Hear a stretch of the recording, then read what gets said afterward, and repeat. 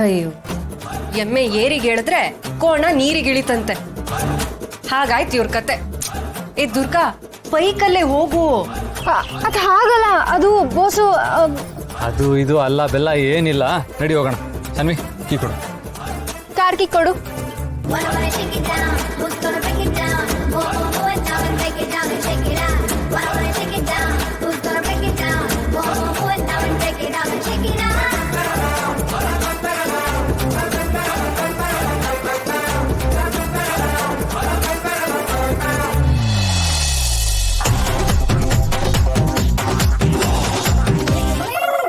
ಸರಿಯಾಗಿದ್ದೀರಾ ನೀವಿಬ್ರು.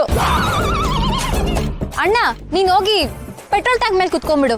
ನೀವು ಮಡ್ಗಾಡ್ ಮೇಲೆ ಕುತ್ಕೋಬಿಡಿ ಹೋಗಿ.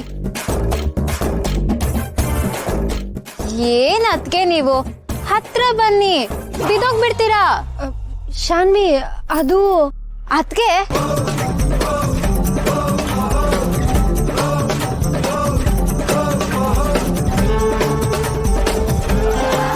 ಅಣ್ಣ, ಆಲ್ ದ ಬೆಸ್ಟ್. ಲೇಟ್ ಆದ್ರೂ ಪರವಾಗಿಲ್ಲ, ಆರಾಮಾಗಿ ಹೋಗಿ ಆರಾಮಾಗಿ ಬನ್ನಿ.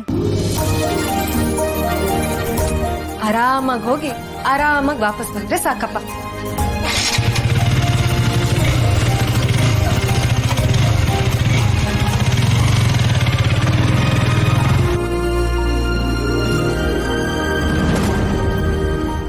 ಮಾಳ್ವಿಕಾ ದುರ್ಗಾನ ದೇವಸ್ಥಾನಕ್ಕೆ ಕಳ್ಸದ್ಲ.